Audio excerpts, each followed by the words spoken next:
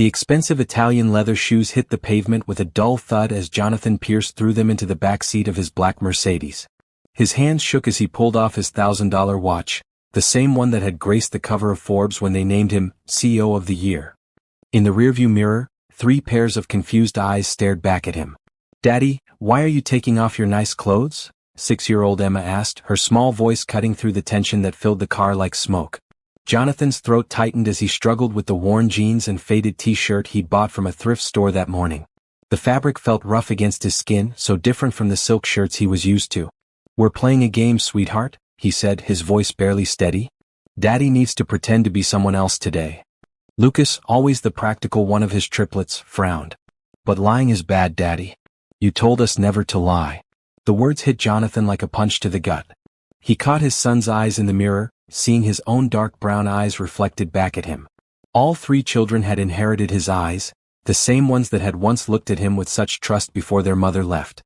Before she decided that being a mother to 3 6-year-olds was too much work, even with all his money. "Sometimes grown-ups have to do things that seem wrong to protect the people they love," Jonathan said, hating how the words tasted in his mouth. He pulled his hair out of its neat style, making it look messy and unkempt. The man in the mirror looked nothing like the billionaire CEO who commanded boardrooms and made million-dollar deals before breakfast.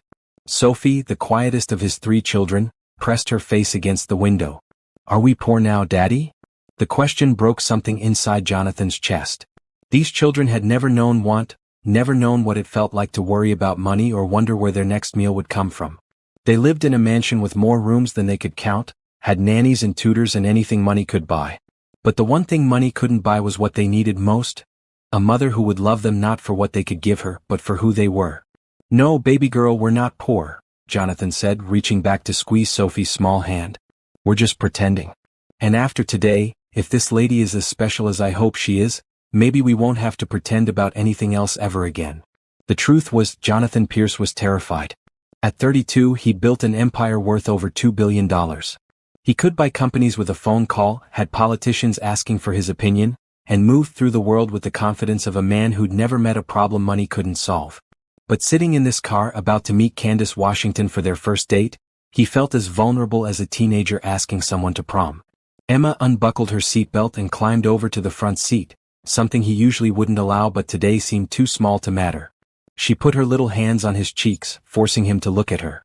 "Daddy, you look scared." Jonathan's heart clenched. Emma had always been too perceptive for her own good, too good at reading the emotions he tried to hide. "Maybe I am a little scared, Em." "Why?" Lucas asked, leaning forward between the seats. "You're never scared of anything." "Because," Jonathan said, taking a deep breath, "today I'm going to meet someone who might become very important to all of us. And I need to know if she'll love us for who we are inside, not for what we have." The children exchanged glances, the kind of silent communication that only siblings who'd shared everything from birth could manage. Finally, Sophie spoke up. "Is she going to be our new mommy?" Jonathan's hands tightened on the steering wheel. The question he'd been dreading, the hope he'd been trying not to let grow in his own heart. "I don't know, sweetheart. But I hope so. I really, really hope so." He'd met Candace Washington 3 weeks ago at a charity event. She'd been volunteering at the Children's Hospital booth, her bright smile lighting up her beautiful face as she painted butterfly designs on kids' faces. She hadn't recognized him, hadn't known about his money or his company. She'd just seen a man standing alone, watching his children play, and had struck up a conversation about how proud he must be of them. When she'd agreed to a date, Jonathan had felt something he hadn't experienced in years: genuine hope. But then the doubt crept in, the same doubt that had poisoned every relationship since his wife left. Was she interested in him or in what she thought he could give her? Would she treat his children like treasures or like accessories to a wealthy lifestyle? So he'd come up with this plan. This test. He would pretend to be struggling financially, just a single dad trying to make ends meet. If Candace could love them when she thought they had nothing, then maybe, just maybe, she could love them when she learned they had everything.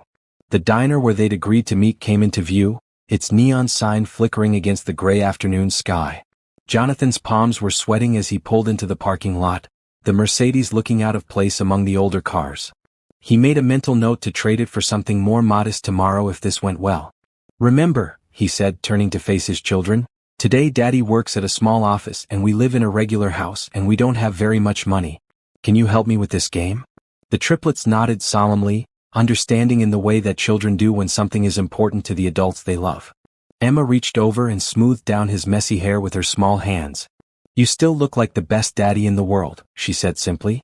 Jonathan's eyes burned with tears he couldn't let fall. He pulled all 3 children into his arms, breathing in their familiar scent of strawberry shampoo and childhood innocence. "I love you 3 more than all the stars in the sky," he whispered. "More than all the fish in the sea," Lucas added, continuing their family saying. "More than all the books in the world," Sophie finished softly. Jonathan kissed each of their heads, tasting the salt of his own tears. Through the diner window, he could see a woman with beautiful dark skin and kind eyes checking her watch. Candace Washington. The woman who might change everything or break his heart trying. "Okay," he said, his voice stronger now. "Let's go meet the lady who might complete our family." As they walked toward the diner, Jonathan's heart pounded with a mixture of hope and terror. Everything, his children's happiness, his own chance at love, their future as a family, depended on what happened in the next few hours. The weight of the deception sat heavy on his shoulders, but heavier still was the weight of his love for his children and his desperate hope that Candace Washington might love them back. The diner door chimed as they entered, and Jonathan's carefully constructed world of lies was about to collide with the possibility of truth. He just prayed that when the dust settled, they would all still be standing together. Candace Washington looked up from her cup of coffee as the diner door chimed, and her breath caught in her throat. The man walking in with 3 beautiful children was even more handsome than she remembered from the charity event, despite his casual clothes and nervous expression. But it wasn't his looks that made her heart skip, it was the way his children clung to him, the obvious love in their eyes as they looked up at their father. "Miss Candace?" The man approached her table, his voice uncertain. "I'm Jonathan. We met at the hospital fundraiser." "Of course." Candace stood, smoothing down her simple blue dress. She'd chosen it carefully, wanting to look nice but not overdressed for what was clearly going to be a casual meal. "And these must be the famous triplets I've heard so much about."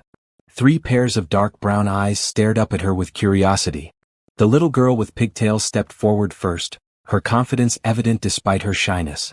"I'm Emma," she said, extending her small hand with the formality of a tiny adult. "I'm 6 years old and I like to paint pictures." Candace knelt down to Emma's level, taking the offered hand with gentle seriousness. "It's wonderful to meet you, Emma. I love painting too. What's your favorite thing to paint?" "Butterflies," Emma said, her face lighting up. "And flowers. And sometimes Daddy when he's sleeping on the couch." Jonathan's face flushed red. "Emma, remember what we talked about in the car?" But Candace was already laughing, a warm sound that seemed to ease the tension in Jonathan's shoulders. "I think painting sleeping daddies is a perfectly reasonable hobby. I bet he looks very peaceful." The second child, a boy with the same dark eyes but more serious expression, stepped closer. "I'm Lucas. I play soccer and I read chapter books all by myself." "Wow, chapter books," Candace said, impressed. "What's your favorite book right now?" "I'm reading about a boy who finds a dragon egg," Lucas said, his excitement overcoming his initial reserve. "The dragon is really little at first but then it gets huge and can fly and breathe fire and everything." "That sounds amazing," Candace said. "I'd love to hear more about it later." The third child, a girl with softer features and quieter energy, hung back behind her father's legs. Jonathan's hand found her head, stroking her hair gently. "This is Sophie," he said softly. "She's a little shy at first but she's got the biggest heart of anyone I know." Candace didn't try to force interaction with Sophie. Instead, she simply smiled and said, "Hi, Sophie. I like your pretty dress. Pink is such a lovely color on you." Sophie peeked out from behind Jonathan's legs and whispered, "Thank you." They settled into the booth, the children sliding in across from Candace while Jonathan took the outside seat. The diner was busy with the lunch crowd, filled with the sounds of clinking dishes and casual conversation. It was the kind of place where families came for comfort food and good prices, not romance or impression-making. Jonathan picked up the menu with hands that trembled slightly, his eyes scanning the prices with what looked like careful consideration. Candace noticed how he lingered on the cheaper items, how his jaw tightened when Emma pointed to the kid's meal with the toy. "Daddy, can I get the chicken nuggets with the toy?" Emma asked hopefully. "We'll see, sweetheart," Jonathan said, his voice strained. "Let's look at all the options first." Candace's heart ached watching him struggle. She could see how much he wanted to give his children everything they asked for, and how hard it was for him to hold back. Without making a big deal of it, she leaned forward. "You know what? I heard the grilled cheese here is supposed to be amazing," she said to Emma. And I think it comes with chips and a pickle. Would you want to try that instead? Emma's face fell slightly, but she nodded. Okay. I like grilled cheese too. Lucas was studying the menu with the seriousness of a financial analyst. The hamburger is $3 less than the chicken strips, he said quietly to his father. Jonathan's face crumpled for just a moment before he composed himself. The hamburger sounds perfect, buddy. Sophie didn't say anything, just pointed to the cheapest item in the kids section. A peanut butter and jelly sandwich. Candace felt something break inside her chest. These children were so young, but they were already learning to make do with less, to spare their father's feelings by choosing the cheapest options. The love between them was so obvious, so pure, that it made her eyes burn with tears she couldn't shed. When the waitress came, Jonathan ordered carefully, 3 kids' meals from the budget options and a cup of coffee for himself. And what can I get you, Han? The waitress asked Candace. I'll have the grilled chicken salad, Candace said, then added casually, and could we also get an order of those chicken nuggets? I'm curious to try them. Jonathan started to protest. Candace, you don't have to. I'm really hungry, she said with a smile. And I love trying new things. Plus, I have a feeling someone might help me finish them if they're too much for me. Emma's eyes lit up like Christmas morning. Really? You'd share with me? Of course, Candace said. That's what friends do, right? As they waited for their food, Candace found herself genuinely charmed by the children. Emma chattered away about her art class and her teacher Mrs. Rodriguez, who let her use the special glitter. Lucas told her about his soccer team and how he'd scored 2 goals last weekend. Even Sophie began to warm up, showing Candace the small stuffed rabbit she carried in her pocket. What's your bunny's name? Candace asked gently. Coco, Sophie whispered. Because she's brown like hot chocolate. That's a perfect name, Candace said. Does Coco like adventures? Sophie nodded, pulling the rabbit out fully and setting it on the table. She goes everywhere with me. She gets scared sometimes, but I tell her everything's going to be okay. Jonathan's eyes filled with tears. He quickly blinked away. Candace pretended not to notice, but her heart ached for this man who was clearly trying so hard to be everything his children needed. When the food arrived, Candace made good on her promise, sharing the chicken nuggets with Emma and even offering some to the boys. She asked Lucas about his book, listened to Emma's detailed explanation of her art project, and gently encouraged Sophie to tell her about Coco's favorite hiding spots. But it was Jonathan who captured her attention most. She watched how he cut up Sophie's sandwich into perfect triangles without being asked, how he automatically handed Lucas extra napkins because he knew his son was a messy eater, how he tucked Emma's hair behind her ear when it fell into her food. Every gesture spoke of a man who knew his children completely, who loved them with every fiber of his being. When the check came, Jonathan's face went pale.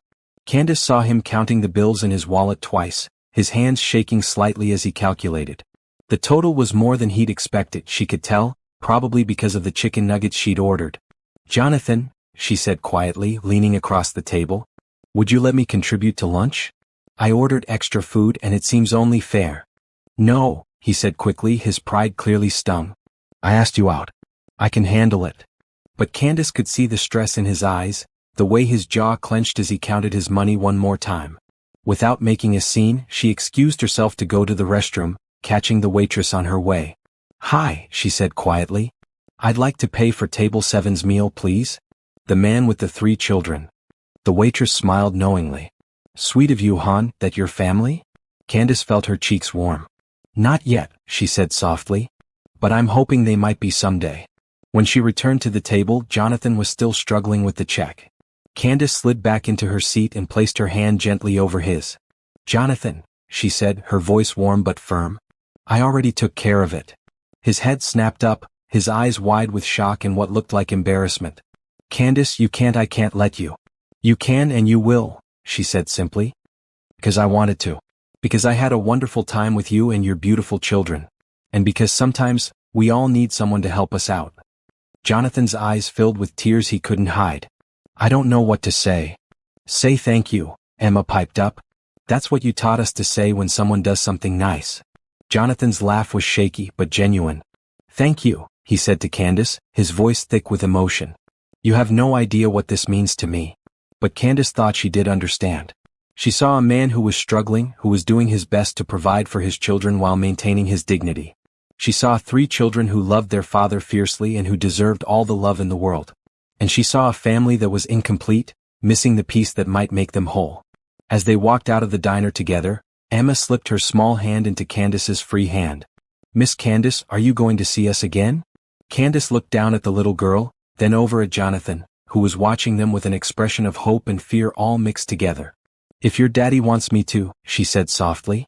"I do," Jonathan said immediately. "I really do."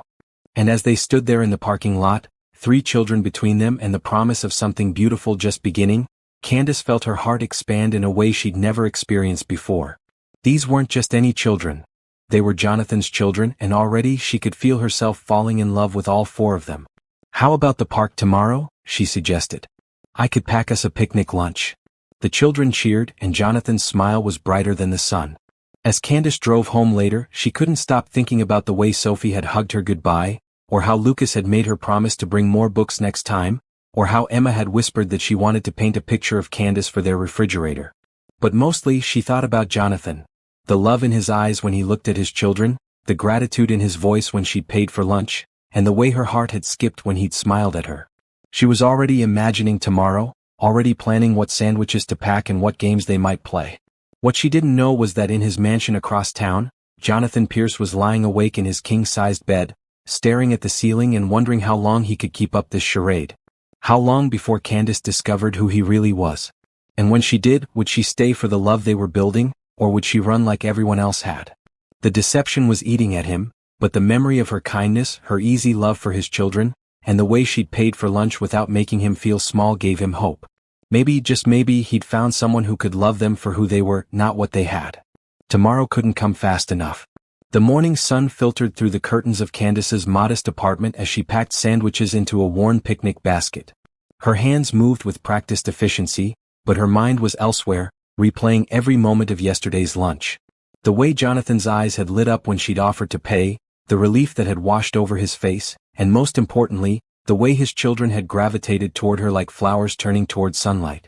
She'd barely slept, too excited and nervous about seeing them again.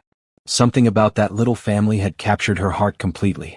Jonathan seemed like such a good father, working hard to provide for his children despite what were obviously tight finances.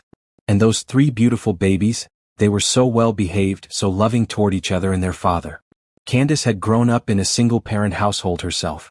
Her mother had worked 2 jobs to keep food on the table, and Candace remembered the stress that came with counting every dollar, the way her mother's face would tighten when unexpected expenses came up. She recognized that same look in Jonathan's eyes yesterday, and it had broken her heart. As she packed juice boxes and fruit snacks, her phone buzzed with a text from her best friend Rachel. "Girl, you've been glowing since yesterday. This man must be something special." Candace smiled as she typed back, "It's not just him. It's his kids too. Rachel, I think I'm falling for all 4 of them." 4? Girl, be careful. Single dads can be complicated.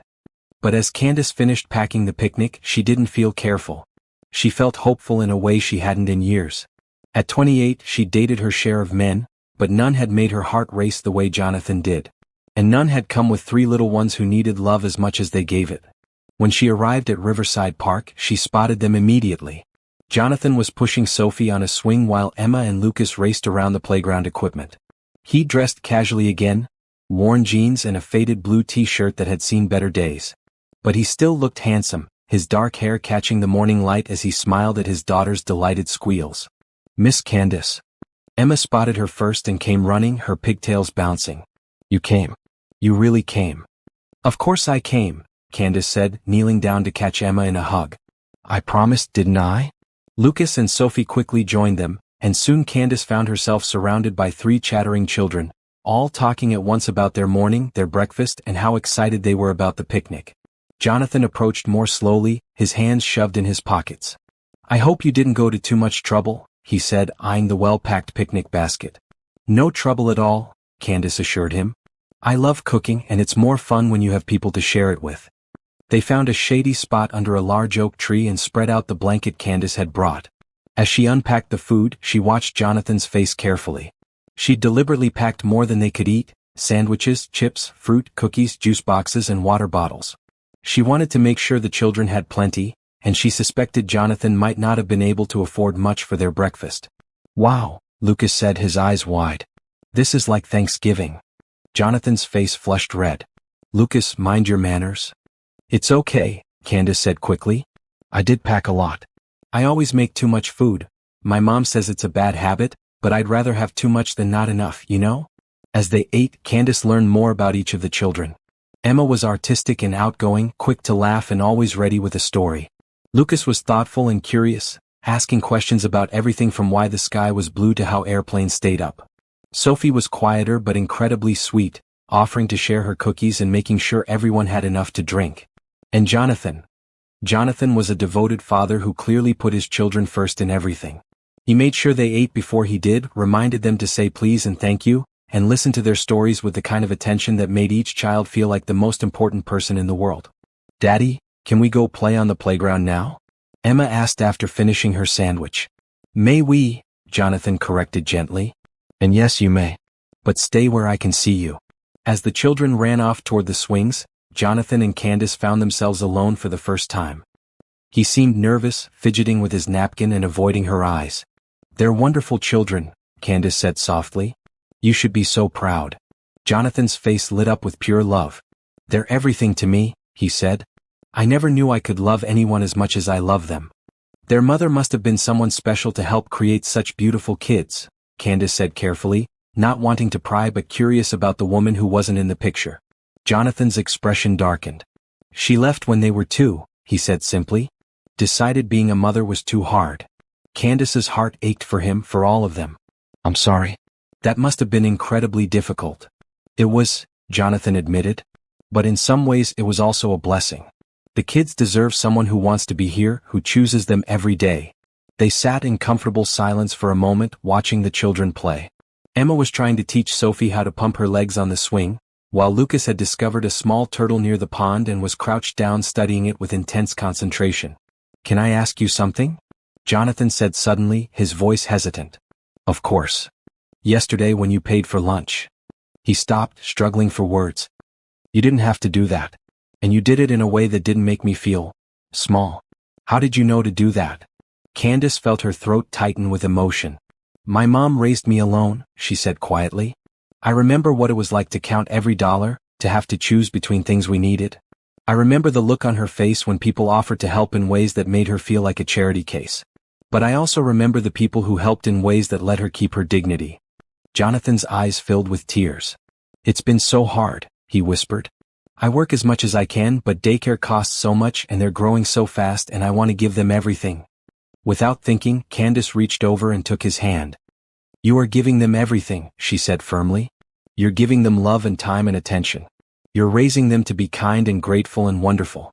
That's worth more than any toy or fancy meal. But they deserve more, Jonathan said, his voice breaking. They deserve a mother who loves them and a house with their own rooms and toys that aren't from garage sales. Jonathan, Candace said, squeezing his hand. Look at them. They both turned to watch the children. Emma was now helping Lucas examine the turtle, while Sophie had found a 4-leaf clover and was carefully picking it to save. They were laughing and talking, completely content with their simple morning at the park. Do they look unhappy to you? Candace asked. Jonathan shook his head, wiping his eyes with his free hand. They look like children who are loved completely, Candace continued. And that's the most valuable thing in the world. They were interrupted by Sophie running back to the blanket, her small face flushed with excitement. Miss Candace, look what I found. She held out the 4-leaf clover, its delicate leaves perfectly formed. Oh my goodness, Candace said, taking the clover with appropriate reverence. Do you know how special this is? 4-leaf clovers are supposed to bring good luck. Really? Sophie's eyes were wide. Really? And you know what? I think you should keep it. Press it in a book so it stays pretty forever. I want to give it to you, Sophie said shyly. For bringing us the picnic and being so nice to Daddy. Candace felt tears prick her eyes. Sweetie, that's so kind of you, but this is your special find. You should keep it. Please? Sophie said. I want you to have good luck. Jonathan watched the exchange with an expression of wonder. His youngest daughter, who was usually so shy with strangers, was offering her precious discovery to this woman who'd shown them such kindness. If you're sure, Candace said softly, accepting the clover. I'll treasure it always. As the afternoon wore on, Candace found herself falling deeper in love with this little family. She pushed the children on swings, helped them feed ducks at the pond, and even joined in their game of tag. Jonathan gradually relaxed, laughing as he chased the children around the playground and smiling more freely than he had the day before. When it was time to pack up, the children were reluctant to leave. "Do we have to go?" Emma asked, hanging on Candace's arm. "I'm afraid so, sweetheart," Candace said. "But maybe we can do this again soon? Tomorrow?" Lucas asked hopefully. Jonathan started to speak, probably to remind his son not to be presumptuous, but Candace answered first. "How about next weekend? Maybe we could go somewhere different, the zoo or the children's museum." The children cheered, but Jonathan looked worried.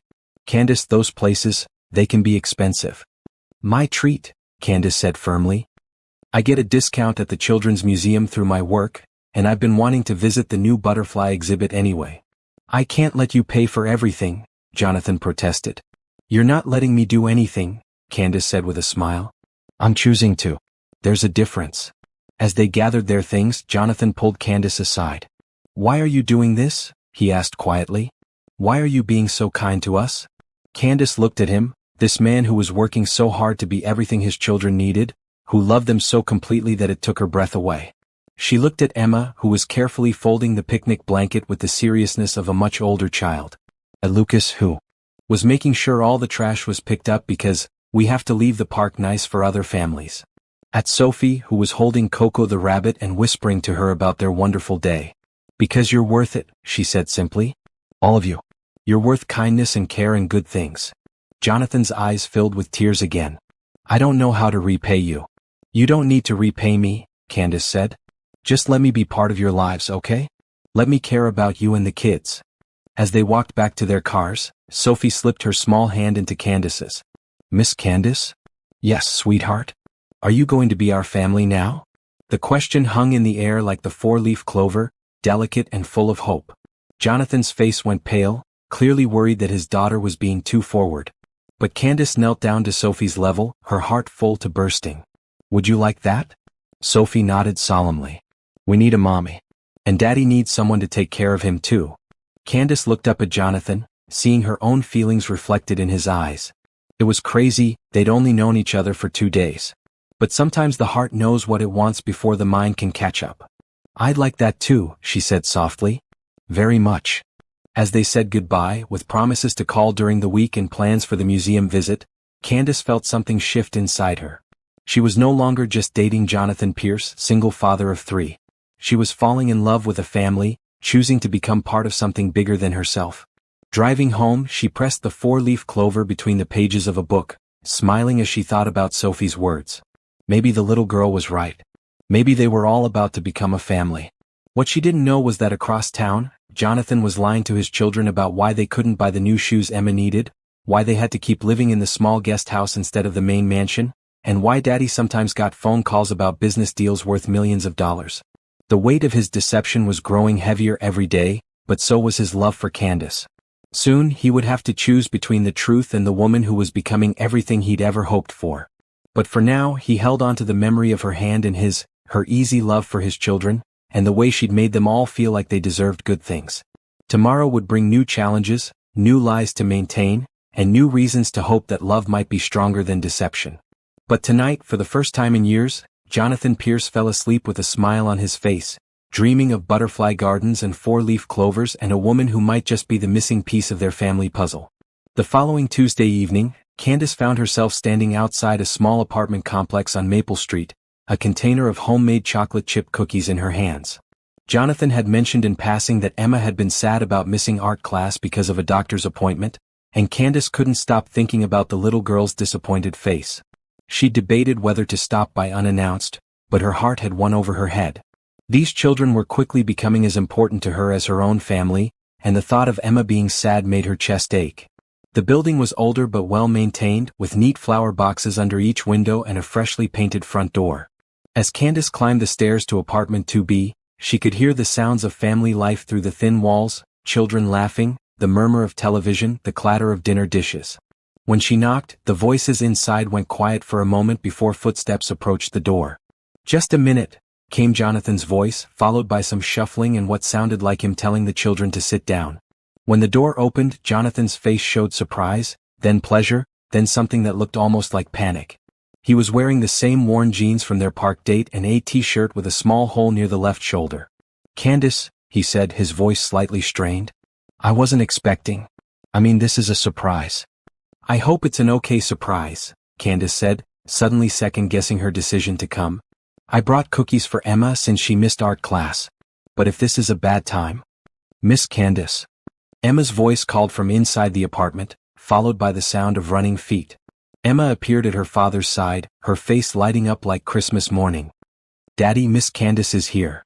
Before Jonathan could respond, Lucas and Sophie had joined Emma at the door. All three children looked delighted to see her, their excitement infectious. Did you really bring cookies? Lucas asked, trying to peer around his father to see the container in Candace's hands. I did, Candace said, smiling at their enthusiasm. I thought maybe we could have a little after-dinner treat. Can Miss Candace come in, Daddy? Sophie asked, tugging on Jonathan's t-shirt. Please? Jonathan hesitated, his eyes darting back toward the apartment. Well, the place is a bit messy and we haven't finished cleaning up from dinner. I don't mind mess, Candace said gently. I promise I'm not here to judge anything. I just wanted to see Emma and bring her something to cheer her up. The children immediately began pulling at their father's arms, begging him to let Candace come in.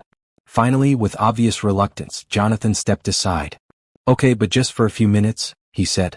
And you three need to finish your homework first. The apartment was small but spotlessly clean.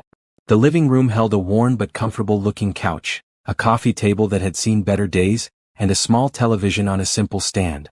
The walls were decorated with Emma's artwork, colorful paintings and drawings hung at child height, creating a gallery that spoke of a father who celebrated his daughter's creativity even when money was tight. What struck Candace most was how much love filled the small space. Family photos covered every available surface. Pictures of the triplets as babies, their first days of school, birthday parties, and quiet moments at home. The apartment might have been modest, but it was clearly a home in every sense of the word. Sorry about the mess, Jonathan said, quickly gathering up some toys from the floor. 3 kids in a small space, you know how it is. It's perfect, Candace said honestly. It feels like a real home. Warm and lived in and full of love. Emma tugged on Candace's hand. Want to see my room? I share with Sophie, but I have my own side. I'd love to see it, Candace said. The children's bedrooms were tiny, with bunk beds taking up most of the space. But every inch had been used thoughtfully. Emma and Sophie's room had fairy lights strung around the ceiling. And a small bookshelf overflowing with picture books. Lucas's room was decorated with soccer posters and had a small desk where his homework was neatly arranged.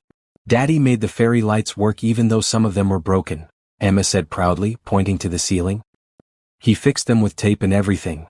Candace's heart squeezed as she imagined Jonathan carefully repairing each tiny bulb, determined to give his daughter something magical even if it cost almost nothing. They're beautiful, she said. They make the whole room look like a fairy palace. When they returned to the living room, Jonathan was in the kitchen area, washing dishes by hand.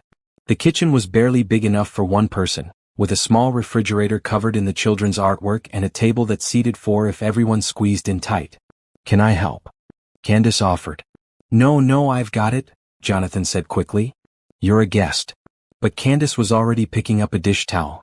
My mama always said many hands make light work, she said, beginning to dry the dishes he'd washed. Besides, I like helping.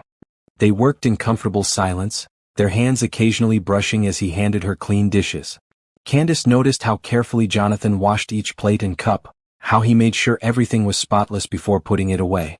She also noticed that there weren't many dishes, just enough for one meal, as if he'd learned to be economical with everything, even cleanup. Daddy, Emma called from the living room where she was supposed to be doing homework. Can we have the cookies now?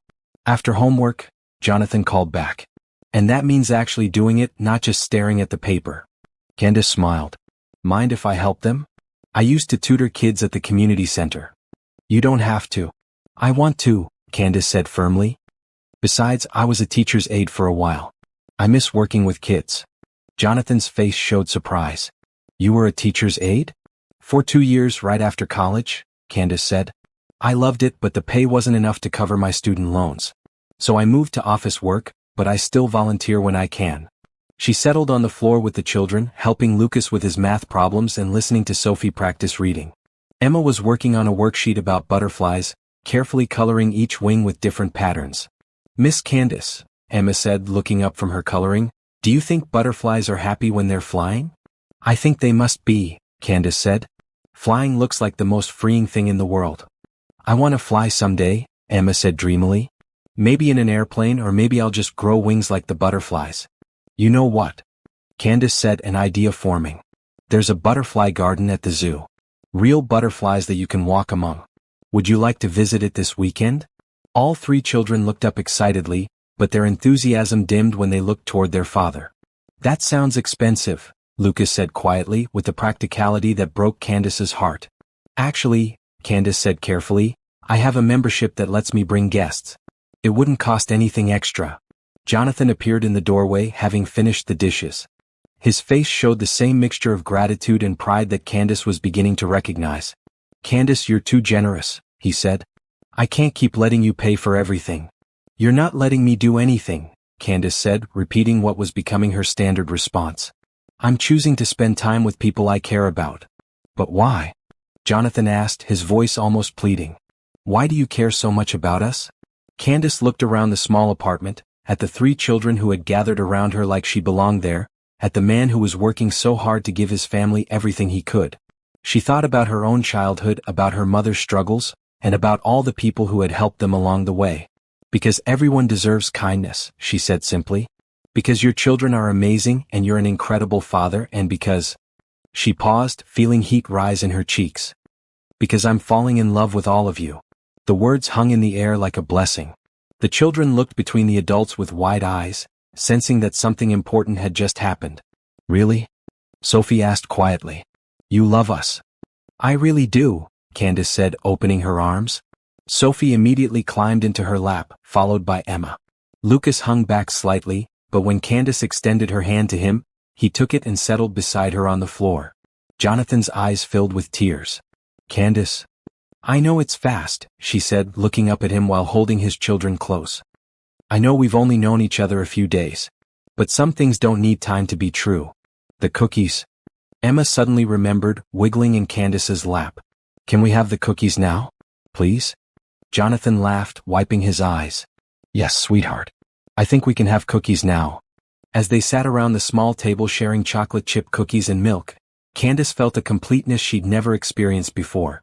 The children chattered about their day, asked her questions about her job, and made plans for the weekend trip to the butterfly garden. Miss Candace, Lucas said, chocolate on his chin, are you going to marry our daddy? Jonathan nearly choked on his milk. Lucas. What? Lucas asked innocently. That's what people do when they love each other, right? They get married and become a family? Candace felt her cheeks burn, but she couldn't help smiling at the boy's logic. Well, she said carefully, that's something your daddy and I would need to talk about. But I do hope I get to be part of your family, in whatever way works best for everyone. I vote yes, Emma said, raising her hand like she was in school. All in favor of Miss Candace being our new mommy? 3 small hands shot up into the air.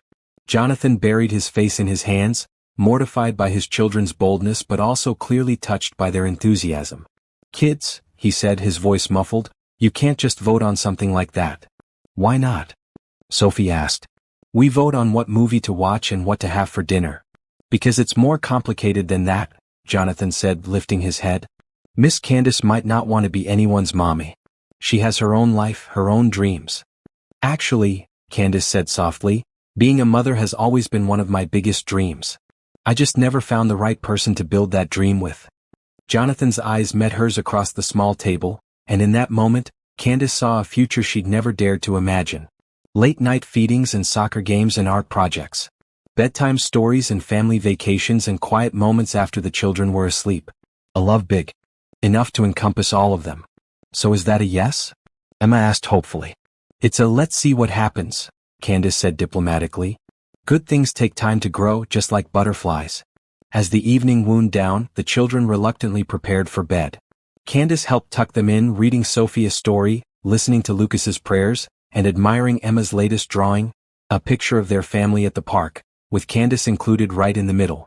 Sweet dreams, she whispered, kissing each child's forehead. I'll see you this weekend. Jonathan walked her to the door, his hands shoved deep in his pockets. I'm sorry about what they said, he began. About marriage and voting and all that. They get excited and don't think. Jonathan, Candace interrupted, placing her hand on his arm. Don't apologize for them loving me. It's the most beautiful gift anyone's ever given me. But it's too much pressure, he said. Too fast. You shouldn't feel like you have to. Candace silenced him by standing on her tiptoes and pressing her lips to his. The kiss was soft and sweet, full of promise and possibility. When they broke apart, Jonathan's eyes were wide with wonder. I don't feel pressured, she whispered. I feel lucky. Lucky to have found you, lucky to love your children, lucky to be standing here in your doorway wishing I didn't have to leave. I'm the lucky one, Jonathan said, his voice rough with emotion. I never dreamed that someone like you could want someone like me. Someone like you? Candace repeated. You mean someone who works hard and loves his children and makes sure they feel safe and valued every single day? Someone who fixes fairy lights and hangs up every piece of artwork and reads bedtime stories? Jonathan, you're everything any woman could want. As she drove home, Candace's heart was so full it felt like it might burst. She was already planning their weekend trip, already imagining the children's faces when they saw real butterflies up close. She was thinking about the small apartment that somehow held more love than mansions she'd visited, and about the man who was raising 3 incredible children with nothing but devotion and determination. What she didn't know was that back in the apartment, Jonathan was lying awake staring at the ceiling, his heart breaking with the weight of his deception. Every word of love she'd spoken, every gentle touch, every moment of kindness felt like another stone in the wall of lies he was building between them. Tomorrow he would have to go back to his real life. The board meetings and business deals, the mansion and the staff, the world of wealth and privilege that his children didn't even know existed. He would have to pretend to be poor while managing a multi-billion-dollar empire, all while falling deeper in love with a woman who deserved so much better than lies. But tonight, with the taste of her kiss still on his lips and the memory of her loving his children like they were her own, Jonathan allowed himself to dream. To imagine a future where the truth didn't matter, where love was enough to overcome anything, and where Candace Washington might actually want to become Candace Pierce. The butterfly garden couldn't come soon enough. But neither could the moment when his carefully constructed world would come crashing down, and he would have to choose between his deception and the love of his life. Saturday morning arrived with the promise of magic. Candace had barely slept, too excited about taking the children to the butterfly garden. She packed a small backpack with snacks, wet wipes, and a camera to capture their reactions to seeing real butterflies up close. When she arrived at the apartment complex, she found Jonathan waiting outside with the children, all of them dressed in their best clothes. Emma wore a yellow sundress with tiny flowers, Sophie had on a pink outfit with butterfly clips in her hair, and Lucas sported his cleanest jeans and a polo shirt that looked like it had been carefully pressed. Good morning, beautiful people, Candace called out as she parked. Miss Candace. The children ran to her car, their excitement infectious. Are we really going to see real butterflies? We really are, Candace confirmed, hugging each child. And they're going to love meeting you. Jonathan approached more slowly, and Candace noticed he looked tired, like he hadn't slept well. Dark circles shadowed his eyes, and there was a tension in his shoulders that hadn't been there during their previous meetings. Everything okay? She asked quietly as they walked toward her car. Just work stuff, he said with a forced smile. Nothing important. The drive to the zoo was filled with the children's chatter about butterflies they'd seen in books, questions about how butterflies ate, and Emma's detailed plans to paint butterfly pictures when they got home. Jonathan sat in the passenger seat, occasionally joining the conversation but mostly staring out the window with a distant expression. The butterfly garden was everything Candace had hoped it would be. The moment they stepped into the enclosed tropical environment, the children's eyes went wide with wonder. Hundreds of butterflies in every color imaginable fluttered through the air, brilliant blue morphos, delicate orange monarchs, and tiny yellow sulfurs that looked like flying flowers.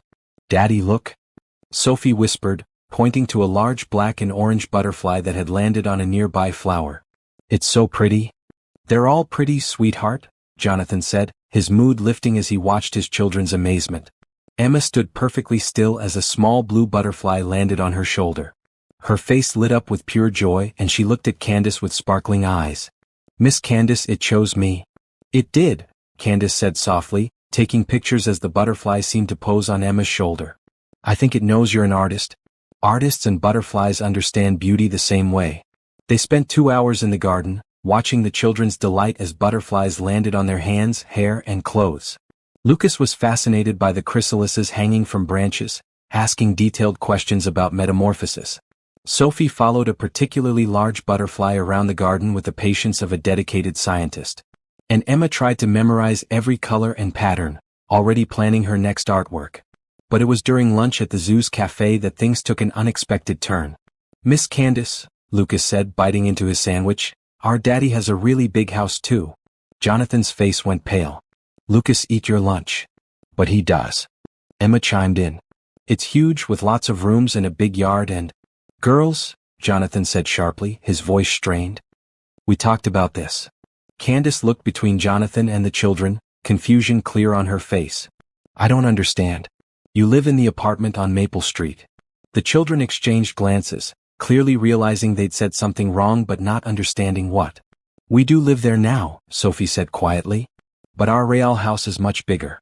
Daddy says we can't live there right now because it needs repairs," Jonathan said quickly, his voice tight. "Lots of repairs. The apartment is temporary." "Oh," Candace said, though something in Jonathan's expression made her feel like there was more to the story. "That must be difficult, having to live in a smaller space while your house is being fixed." "It's okay," Emma said brightly. "The apartment is cozy. And we like it better because you can visit us there." After lunch, they visited the elephant exhibit and the children's petting zoo, but Candace noticed that Jonathan remained tense and distracted. Several times she caught him checking his phone with a worried expression, and when it rang during their visit to see the lions, he stepped away to take the call. "Sorry," he said when he returned, shoving the phone back in his pocket. "Work emergency." "On a Saturday?" Candace asked. "Unfortunately, yes," Jonathan said, not meeting her eyes. "The life of a office worker. Sometimes things can't wait." As they drove home, the children fell asleep in the back seat, exhausted from their exciting day. Candace glanced over at Jonathan, who was staring out the window again. "Jonathan," she said softly, "is everything really okay? You seem worried about something." "I'm fine," he said automatically, then sighed. "Actually, no. I'm not fine. Work has been stressful lately. Money's tight and there are some decisions I need to make that could affect the kids." Candace's heart ached for him. "If there's anything I can do to help." "You do help," Jonathan said, turning to look at her. "More than you know.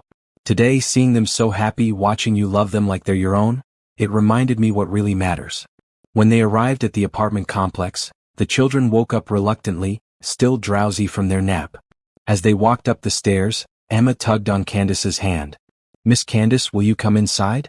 I want to show you the butterfly picture I started yesterday." "Of course, sweetheart." But when Jonathan unlocked the apartment door, Candace immediately noticed something different. The space felt smaller than before, more cramped. And there were boxes stacked in the corner that hadn't been there on Tuesday. "Are you moving?" she asked. "Maybe," Jonathan said evasively. "We might need to find something more affordable." Candace's heart sank.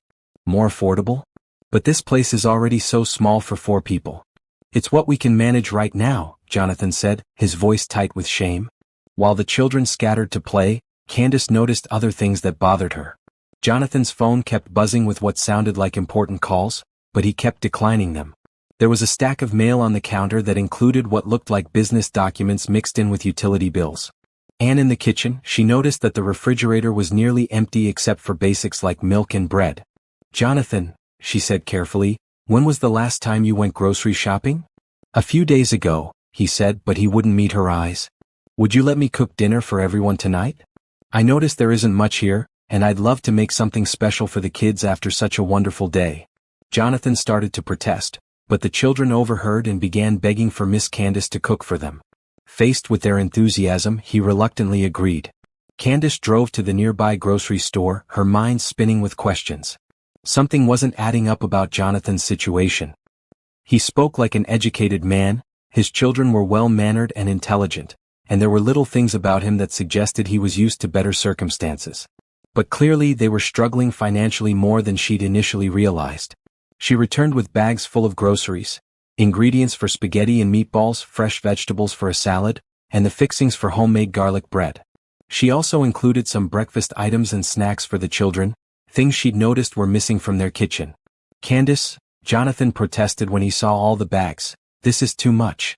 "I can't." "You can and you will," she said firmly. "Because I care about you and the kids and because everyone deserves a good meal." As she cooked, the children gathered around the small kitchen, chattering about their day and helping where they could. Emma carefully tore lettuce for the salad, Lucas set the table with the precision of a much older child, and Sophie helped stir the sauce. But it was Jonathan who captured Candace's attention. She watched him interact with his children, the easy love between them, the way he knew exactly what each child needed before they asked. He helped Emma reach the salad tongs, reminded Lucas to put napkins at each place setting, and lifted Sophie so she could see into the pot. "You're an amazing father," Candace said quietly as they worked side by side in the tiny kitchen. "I try," Jonathan said, his voice thick with emotion. "They deserve so much better than what I can give them." "They have what matters most," Candace said, touching his arm. "They have a father who loves them completely." Dinner was a lively affair, with the children recounting their favorite parts of the day and making plans for future adventures. As Candace watched them laugh and talk, she felt that familiar sensation of completeness, like she was exactly where she belonged. After dinner, as she helped clean up, her phone rang.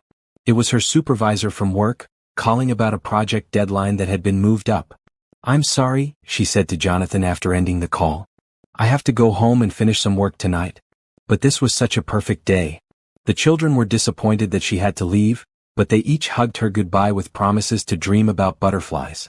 "Thank you," Jonathan said as he walked her to the door. "For today, for dinner, for everything. I don't know how to repay you." "You don't need to repay me," Candace said, standing on her tiptoes to kiss his cheek. "Just keep being the wonderful man and father you are."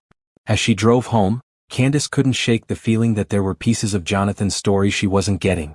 The business calls, the mention of a bigger house, the way he sometimes spoke like someone used to making decisions rather than taking orders. It all suggested there was more to his situation than simple financial hardship. But what bothered her most was the sadness she saw in his eyes, the weight he seemed to be carrying beyond just money troubles. Whatever Jonathan was dealing with, she wanted to help. These weren't just people she was dating anymore. They were becoming her family, and she would do whatever it took to protect and support them. What she didn't know was that across town, in a mansion that could have housed 20 families the size of Jonathan's, the real story was far more complicated than anything she could have imagined. In his home office, surrounded by the trappings of enormous wealth, Jonathan Pierce sat staring at a photo of Candace with his children at the butterfly garden. The weight of his deception was becoming unbearable. Every moment of her kindness, every gentle touch, every word of love felt like another lie piled on top of the foundation of deceit he'd built. She was falling in love with a man who didn't exist, and his children were growing attached to a woman who might run the moment she learned the truth. But as he looked at the photo, at Emma's joy, at Lucas's wonder, at Sophie's quiet happiness, and at Candace's radiant smile as she held them all close, Jonathan knew he was in too deep to stop now. He was falling in love with her too, and the thought of losing her was more terrifying than the thought of continuing the lie. Tomorrow would bring new challenges, new opportunities for the truth to slip out, and new reasons to both hope and fear for the future. But tonight, he held on to the memory of her hand in his, her laughter in his kitchen, and the way she'd looked at his children like they were the most precious things in the world. The truth would come out eventually, it always did. But maybe if he was lucky, love would be stronger than lies. Maybe Candace Washington was the kind of woman who could forgive the unforgivable and love him anyway. He could only hope he wouldn't destroy everything before he found the courage to find out. 3 weeks had passed since the butterfly garden, and Candace found herself thinking about Jonathan and the children constantly. They'd fallen into a comfortable rhythm. She visited them twice during the week and spent most of Saturday or Sunday with them. Each visit deepened her love for the little family and strengthened her conviction that they belonged together. But she'd also begun to notice things that didn't quite add up. It was a Thursday evening, and she'd stopped by the apartment after work with takeout Chinese food, knowing that Jonathan had mentioned working late and probably wouldn't have time to cook. The children were thrilled to see her, as always, gathering around her like she was the sun and they were planets in her orbit. "Miss Candace." Sophie ran to her, holding up a drawing. "Look what I made in school today." The drawing showed a family of stick figures, a tall man, a woman with curly hair, and 3 children. Above them, in Sophie's careful printing, were the words, "My family." "It's beautiful, sweetheart," Candace said, her heart swelling. "Who are all these people?" "That's Daddy, and that's you, and that's me and Emma and Lucas," Sophie said proudly. "My teacher said we should draw our families, so I drew ours." Candace felt tears prick her eyes. In Sophie's innocent mind, they were already a family. The thought filled her with joy and terror in equal measure. "Did you show this to Daddy?" Candace asked. "He cried when he saw it," Emma said matter-of-factly. "But they were happy tears. Right, Daddy?" Jonathan emerged from the kitchen, his face slightly red. "Right, sweetheart. Very happy tears." As they ate dinner around the small table, Candace noticed Jonathan checking his phone repeatedly. Each time it buzzed, his face grew more tense. "Everything okay at work?" she asked quietly. "Just busy," he said, but his jaw was tight with stress. "There's a big project coming up that could change everything." "Change everything how?" Jonathan's eyes met hers across the table, and she saw fear there, mixed with something that looked almost like guilt. "I can't really talk about it right now. But it might mean some big decisions for me and the kids." After dinner, while the children were absorbed in a puzzle, Candace helped Jonathan clean up. She noticed that his hands were shaking slightly as he washed the dishes. "Jonathan," she said softly, "you know you can talk to me about anything, right? Whatever's going on at work, whatever decisions you're facing, I want to help." "You do help," he said, his voice thick with emotion. "More than you know. Having you here, seeing how much you love the kids, it's the only thing keeping me sane right now." "But there's something you're not telling me," Candace said gently. "I can see it in your eyes. You're scared about something." Jonathan stopped washing dishes and turned to face her, his eyes filled with pain. "What if I told you something that changed everything? What if there were things about me that you didn't know, things that might make you see me differently?" Candace's heart began to race. "What kind of things?" Before Jonathan could answer, his phone rang. He glanced at the screen and his face went pale. "I have to take this," he said apologetically. It's important." He stepped out onto the small balcony, closing the door behind him. Candace could see him through the glass, pacing back and forth as he spoke in urgent, hushed tones. At one point, he ran his hands through his hair in a gesture of frustration she was beginning to recognize. "Is Daddy okay?"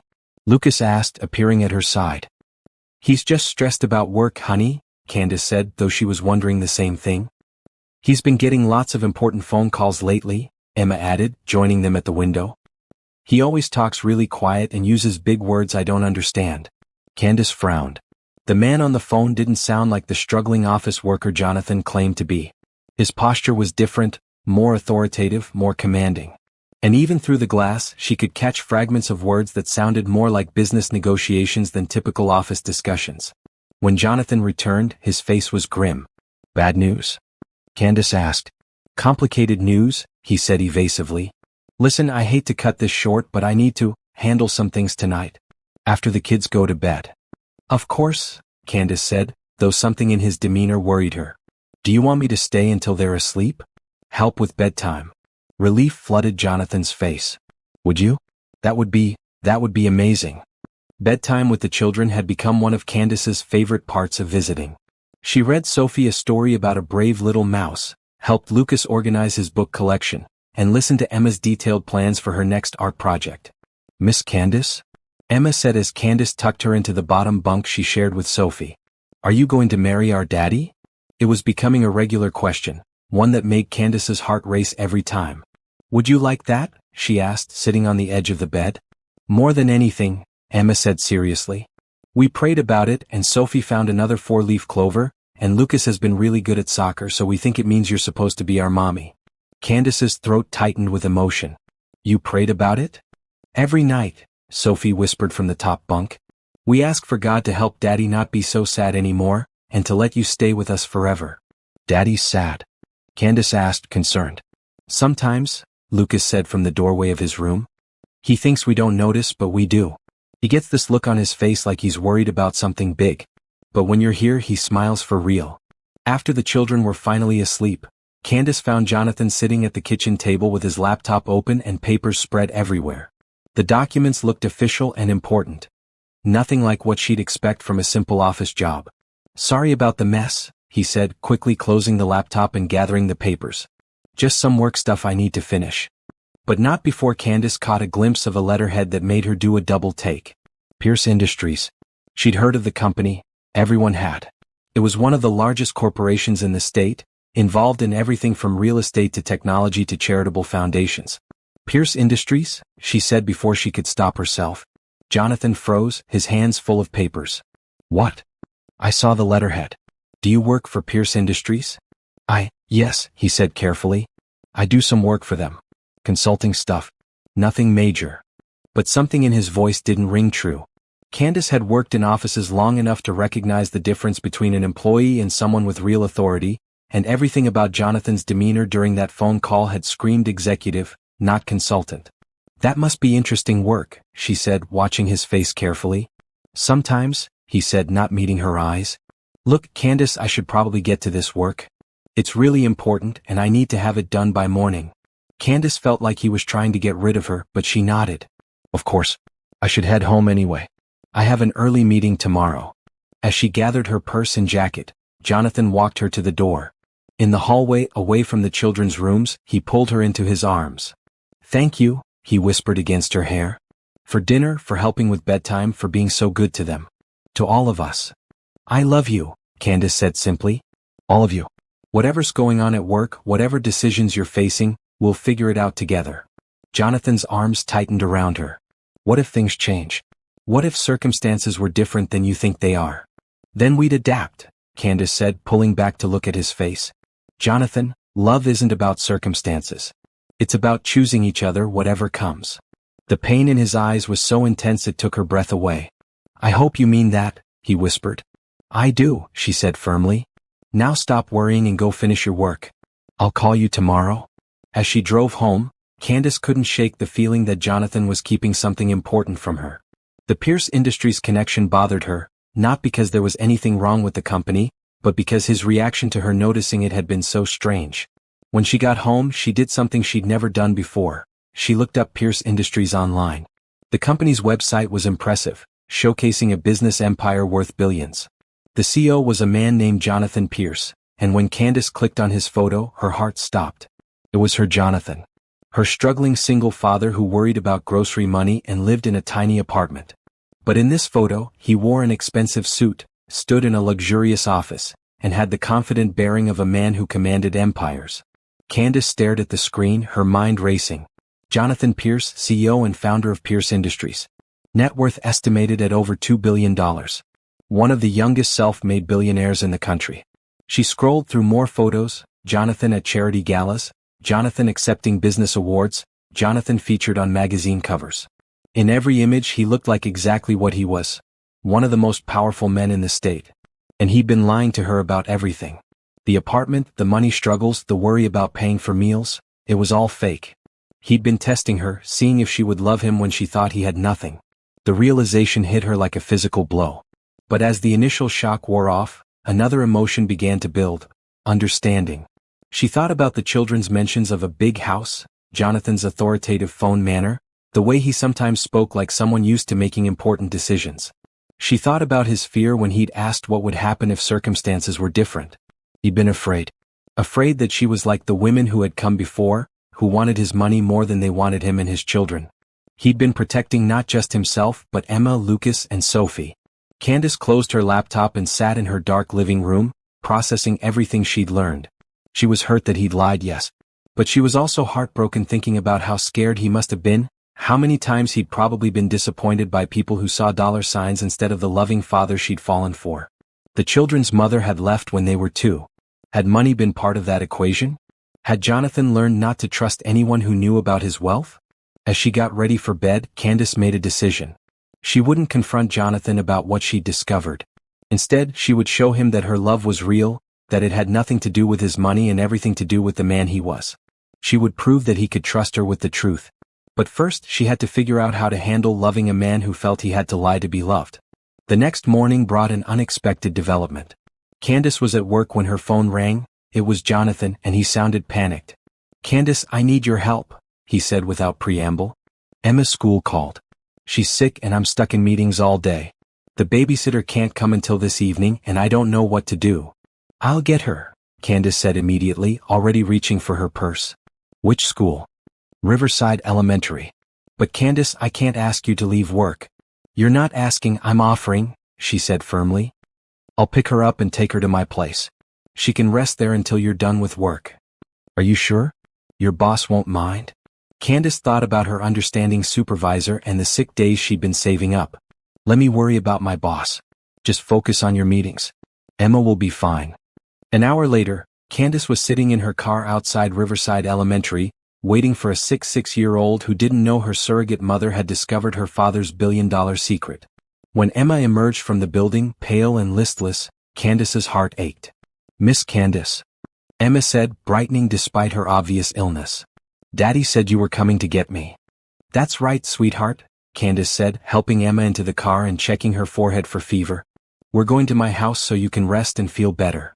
Emma had never been to Candace's apartment before, and despite feeling sick, she looked around with interest. The space was modest but comfortable, decorated with plants and books and photos of family and friends. Your house is pretty, Emma said, curling up on Candace's couch with a soft blanket. Thank you, baby. Now what can I get you? Some juice? Crackers? Soup? Can I just sleep? Emma asked, her small voice tired. Of course, Candace said, adjusting the blanket around Emma's small form. I'll be right here if you need anything. As Emma dozed, Candace worked quietly on her laptop, periodically checking on the little girl. Around noon, Emma woke up asking for soup, and Candace heated up some chicken noodle soup she kept for occasions like this. Miss Candace, Emma said, sipping her soup carefully, why are you so nice to us?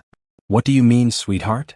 You come see us all the time and you bring us food and you took us to see the butterflies and now you're taking care of me when I'm sick, Emma said, her young mind trying to process such consistent kindness. Other grown-ups don't do that unless they're family. Candace sat down beside Emma on the couch, choosing her words carefully. Sometimes when you love someone you show it by taking care of them. That's what families do for each other. Do you love us like we're your family? I do, Candace said honestly. I love you and Lucas and Sophie and your daddy very much. Emma smiled, the first real smile she'd managed all day. I love you too. And I think daddy loves you more than anyone except us. What makes you think that? He smiles different when you're around, Emma explained with the perceptiveness of a child who watched adults carefully. And he talks to you like you're special. And sometimes I catch him looking at you like how I look at butterflies. The observation was so sweet and innocent that Candace felt tears prick her eyes. Like how you look at butterflies?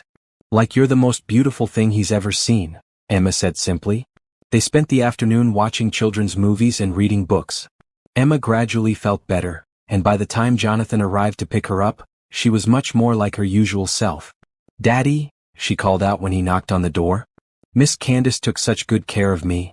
Jonathan looked harried and worried, his tie loosened and his hair slightly messy from what must have been a stressful day of meetings. When he saw Emma looking better, relief flooded his face. Thank you, he said to Candace, his voice thick with emotion. I don't know what I would have done without you. You don't have to thank me, Candace said, ruffling Emma's hair. This is what people do for family. The word family hung in the air between them, loaded with meaning and possibility. Jonathan's eyes met hers, and in that moment, Candace saw the man she'd fallen in love with, not the billionaire CEO, but the father who had rushed away from important meetings because his daughter needed him. How was your day? She asked. You look exhausted. Long meetings about a potential merger, Jonathan said, then seemed to catch himself. I mean, the consulting project is getting complicated. Candace noticed the slip but didn't comment on it. Instead, she packed up some leftover soup for Emma to take home and walked them to the door. Thank you again, Jonathan said, leaning down to kiss her cheek. For everything. I don't deserve you. Yes, you do, Candace said firmly. You deserve all the love in the world. As she watched them walk to Jonathan's car, the same Mercedes that seemed too expensive for someone struggling financially, Candace felt her resolve strengthen. She loved this man and his children. She loved their kindness, their gratitude, their easy acceptance of her into their lives. The money didn't matter. The lies hurt, but she understood why he'd felt he needed to tell them. What mattered was that they belonged together. And somehow she was going to prove to Jonathan Pierce that love was stronger than fear, and that some things were worth more than all the money in the world. But first she had to figure out how to get him to trust her with the truth. Because until he did, they couldn't move forward. And Candace Washington was ready to move forward with the rest of their lives. The call came at 2:47 in the morning on a Tuesday, jarring Candace awake from deep sleep. Her phone's shrill ring cut through the darkness, and when she saw Jonathan's name on the screen, her heart immediately began racing. Jonathan? She answered, sitting up in bed. What's wrong? Candace, his voice was shaky, barely controlled. I'm so sorry to wake you, but I didn't know who else to call. We're at St. Mary's Hospital. Lucas is really sick. I'm on my way, Candace said, already throwing back her covers and reaching for clothes. Which floor? What happened? Pediatric emergency, 3rd floor, Jonathan said, his voice breaking. He woke up with terrible stomach pain and then he started throwing up blood. The doctors think it might be appendicitis, but they're running tests. I'll be there in 15 minutes, Candace promised. Hold on, okay. Everything's going to be fine. As she drove through the empty streets, Candace's mind raced with worry. Lucas, sweet serious Lucas who read chapter books and played soccer and made sure everyone followed the rules. The thought of him in pain, scared and sick in a hospital, made her chest tight with fear. She found them in the pediatric waiting area. Jonathan sat hunched in a plastic chair, his head in his hands, still wearing the pajama pants and hastily thrown on shirt he'd obviously grabbed when rushing Lucas to the hospital. Emma and Sophie were curled up together on another chair, both of them awake and frightened. "Miss Candace." Sophie cried when she saw her, launching herself into Candace's arms. "I'm here, sweetheart," Candace said, holding Sophie tight while Emma joined the hug. "How's Lucas?" "The doctors are with him now," Jonathan said, looking up with red-rimmed eyes. "They think it's his appendix, which means surgery." "But Candace..." His voice broke completely. "I don't have insurance that covers this hospital. I don't know how I'm going to pay for surgery, for the hospital stay, for all of it." Candace's heart broke for him. This was a man who could buy the entire hospital if he wanted to, but he was trapped by his own deception, unable to reveal his true financial situation without admitting he'd been lying all along. "We'll figure it out," she said firmly, settling into the chair beside him while keeping the girls close. "Right now, the only thing that matters is making sure Lucas gets better."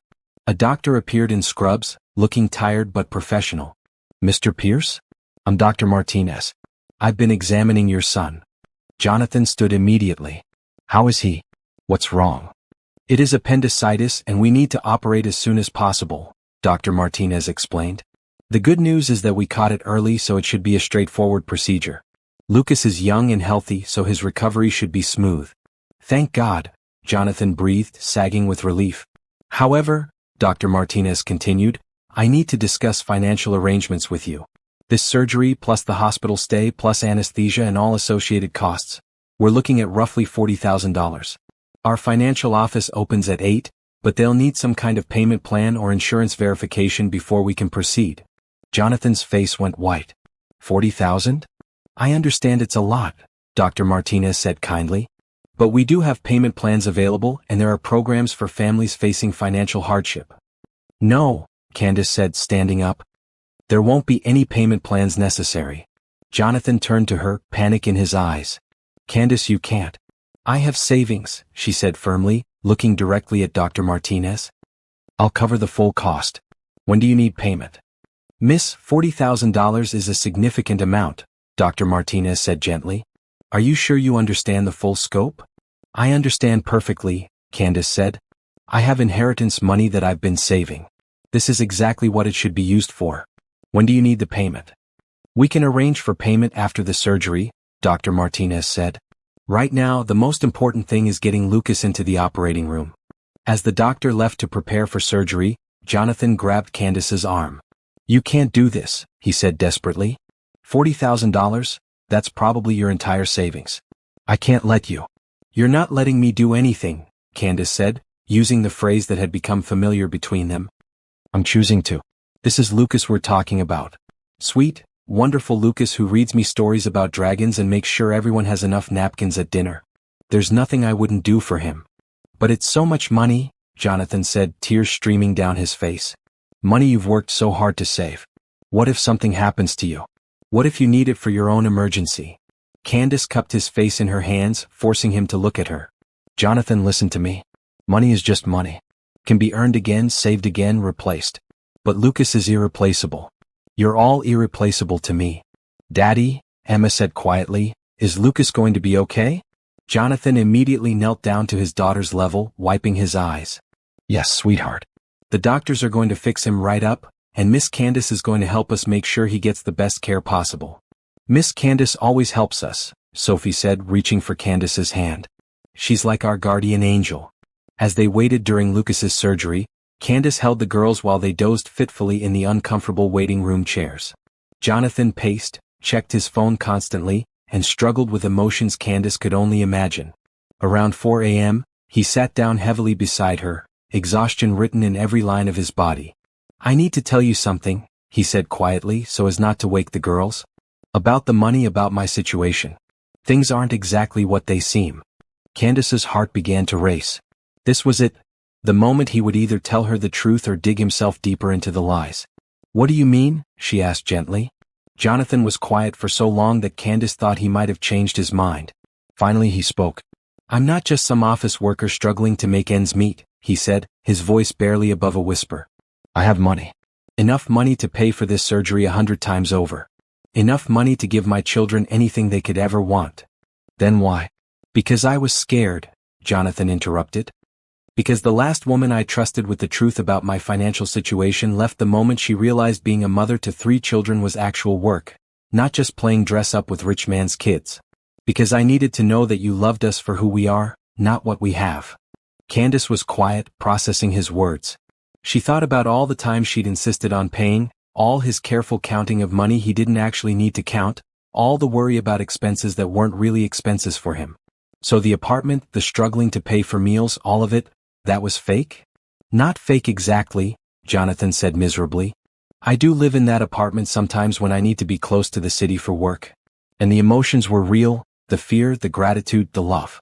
Everything I felt with you was completely real. But the circumstances were manufactured," Candace said. "Yes," Jonathan admitted. "And I know that makes me a terrible person. I know that lying to you was wrong, especially when you've been so generous, so loving to all of us. But Candace, I was falling in love with you, and I was terrified that if you knew the truth." "You were terrified that I'd be like everyone else," Candace finished. Jonathan nodded, unable to speak. They sat in silence for several minutes, the weight of his confession settling between them.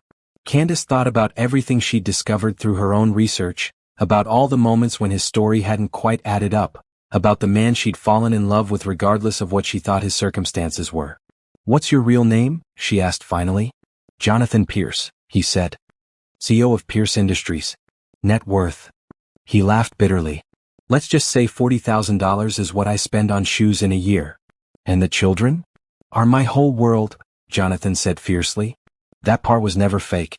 They're the most important thing in my life, and everything I did to protect them from people who might want to use them to get to my money."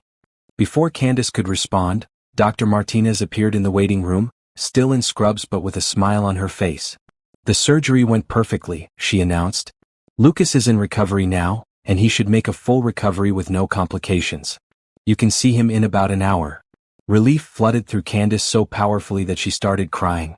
Jonathan pulled her into his arms, and for a moment, nothing else mattered except that Lucas was going to be okay. "Thank you," he whispered against her hair. "For everything. For being here, for offering to pay, for loving him like he's your own." "He is mine," Candace said fiercely. "They all are. And so are you, Jonathan Pierce.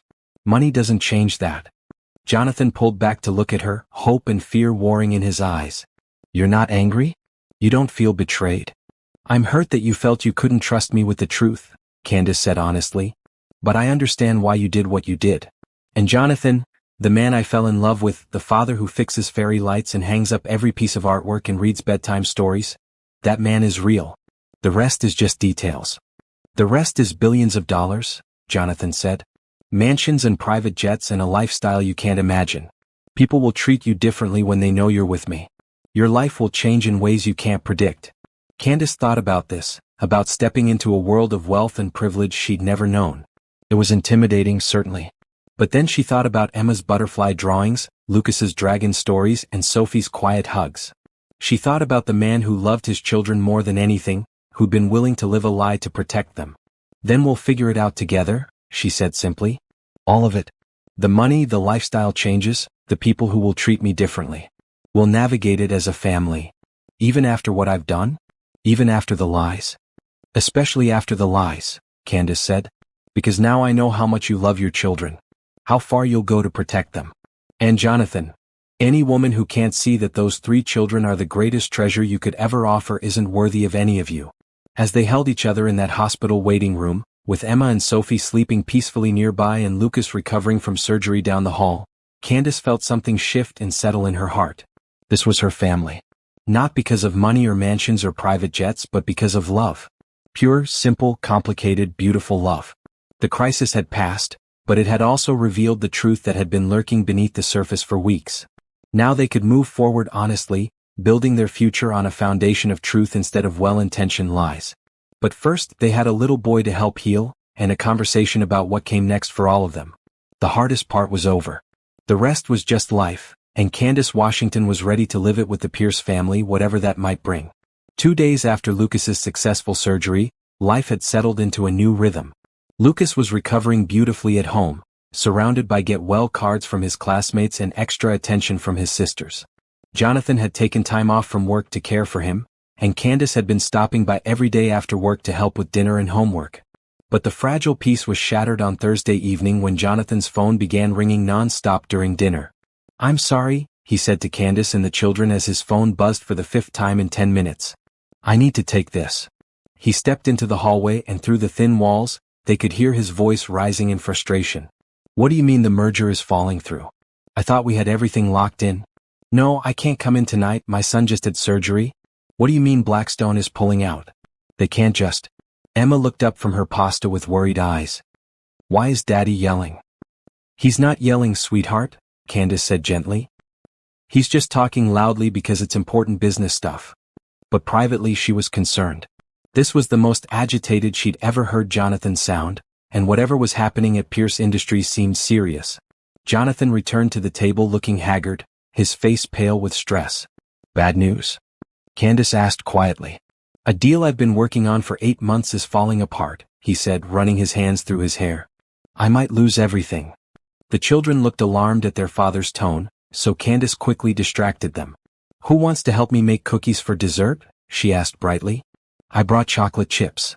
As the children enthusiastically agreed and began clearing their plates, Jonathan's phone rang again. This time the conversation was even more heated. "Marcus, listen to me carefully," Jonathan said, his voice tight with controlled anger. "If Blackstone thinks they can back out now, after we've already started the integration process, they're mistaken. Get legal on the phone immediately. I don't care what time it is in New York." When he hung up, his hands were shaking. "Jonathan," Candace said softly, having settled the children in the living room with a movie. "What's really going on?" "The merger I've been negotiating, it's worth $3 billion, he said, slumping in his chair. "It would have secured Pierce Industries' future for the next decade.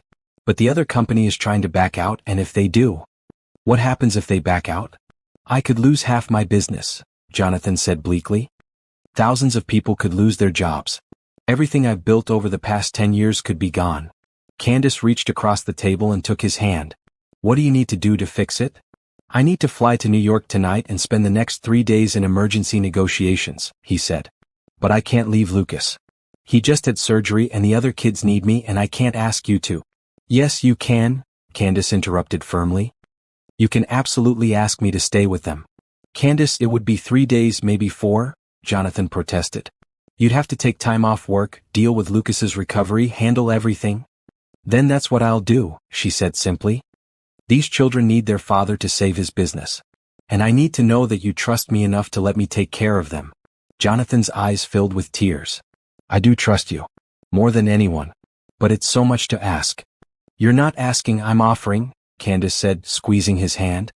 "Go pack. I'll handle everything here." The next 2 hours were a whirlwind of activity. Jonathan made phone calls to arrange his flight while Candace got emergency contact information, medical details for Lucas, and detailed instructions for the children's routines. By 8 o'clock he was standing at the door with a hastily packed suitcase, looking torn between leaving and staying. "Are you sure about this?" he asked for the dozenth time. "Daddy," Emma said, appearing at his side with her arms crossed, "Miss Candace takes better care of us than anyone except you. We'll be fine. And I'll make sure Lucas takes his medicine," Sophie added solemnly.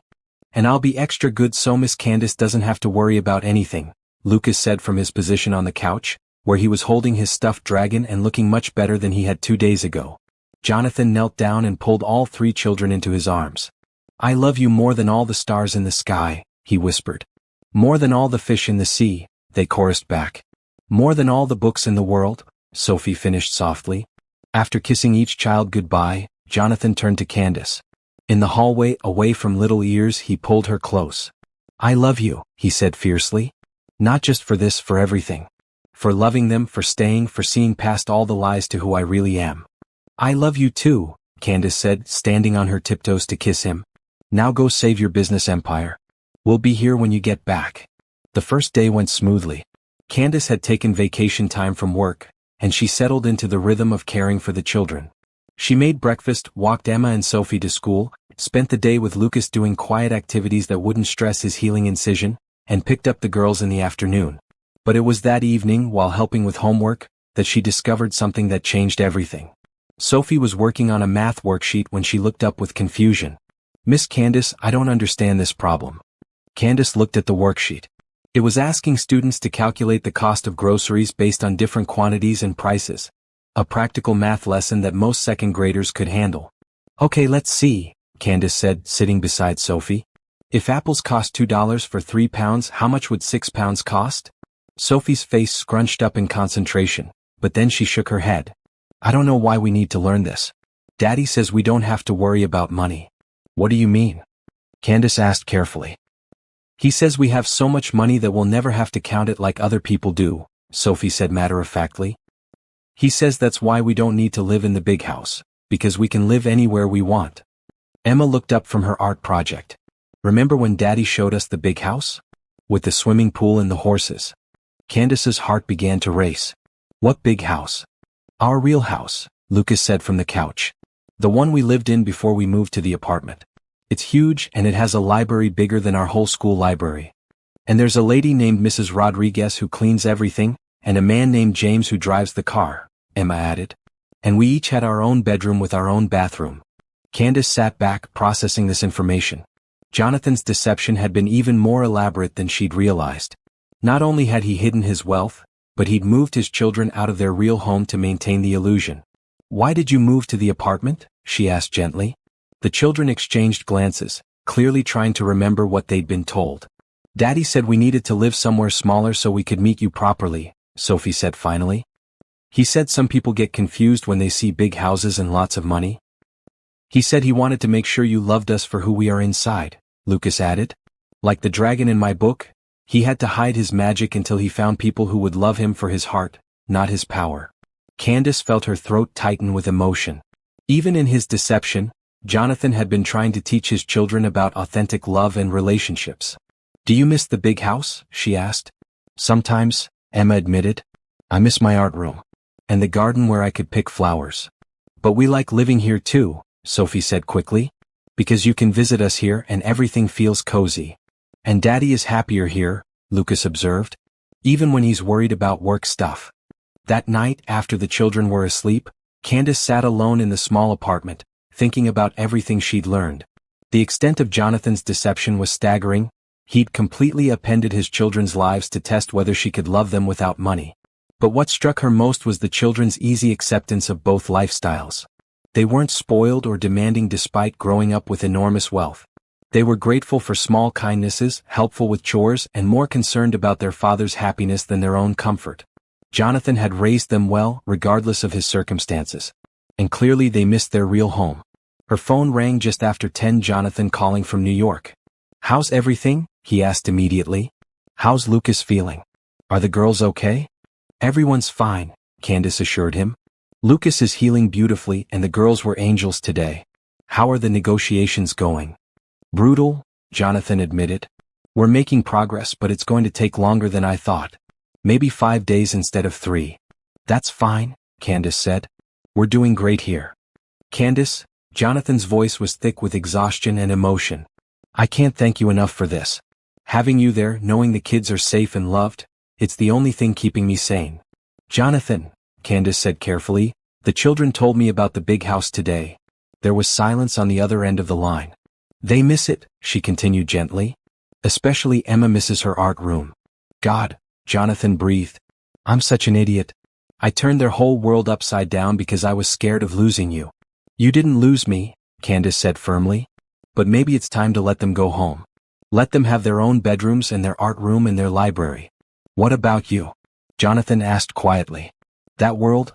It's so different from anything you know. Private schools and staff and social obligations. What if you hate it?" Candace thought about this. The world of extreme wealth was intimidating, certainly.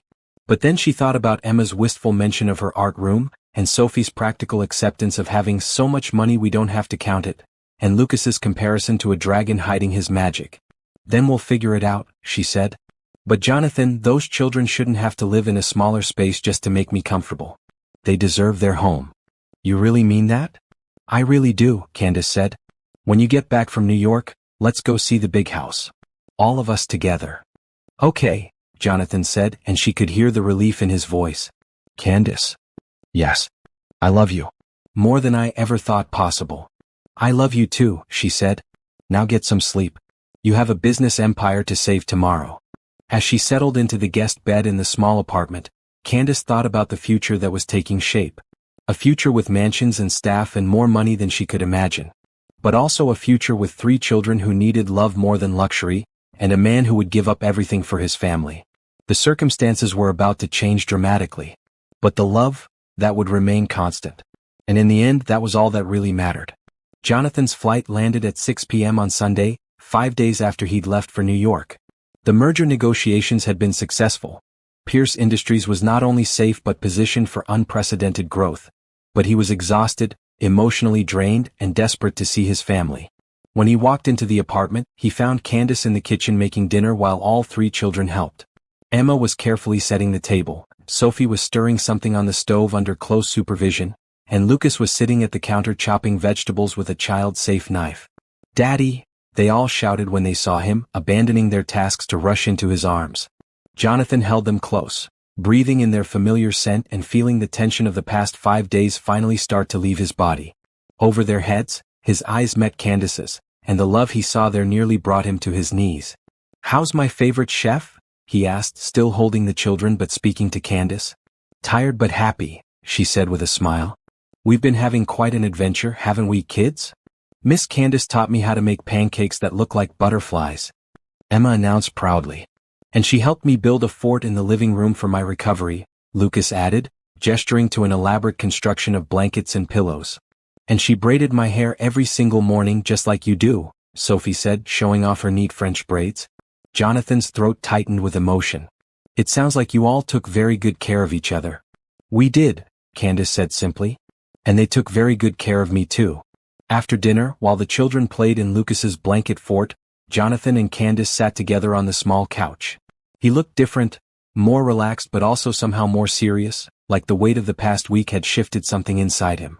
"The merger went through," he said without preamble. "I'm so glad," Candace said, taking his hand. "You must be relieved." "I am." "But Candace, sitting in those boardrooms for 5 days, fighting for billions of dollars while you were here taking care of my children. It put things in perspective for me." "What kind of perspective?" Jonathan was quiet for a long moment, choosing his words carefully. "I've been living a lie for weeks now. Not just with you but with myself. I convinced myself that testing you was about protecting the kids, but really, it was about protecting me. I was scared that if you knew who I really was, you'd want the lifestyle more than you wanted us. And now I know that's impossible," he said, looking at her with eyes full of love and gratitude. "The way you dropped everything to stay with them, the way you've loved them without expecting anything in return. Candace, you could have had anyone, any life you wanted. But you chose us, when we had nothing to offer but love." "You have everything to offer," Candace said softly. "You just couldn't see it." Jonathan pulled her closer, resting his forehead against hers. "I want to show you something tomorrow. Will you trust me?" "I trust you," she said without hesitation. The next morning, instead of taking the children to school, Jonathan loaded everyone into his Mercedes. A car Candace now realized probably cost more than most people's houses. "Where are we going, Daddy?" Emma asked from the back seat. "Home," Jonathan said simply. "To our real home." The drive took them out of the city and into the affluent suburbs, where houses grew larger and farther apart. After 20 minutes, they turned through ornate iron gates with a discreet sign that read, "Pierce Estate." Candace's breath caught as they drove up a winding driveway lined with ancient oak trees. The house that came into view was breathtaking. A sprawling Georgian mansion with perfectly manicured grounds, a circular fountain in front, and more windows than she could count. "This is where you live?" she asked, though the answer was obvious. "This is where we live," Jonathan corrected. "Where I hope we'll all live if you'll have us." The children were practically bouncing with excitement as they got out of the car. A woman in her 50s with kind eyes and graying hair appeared at the front door.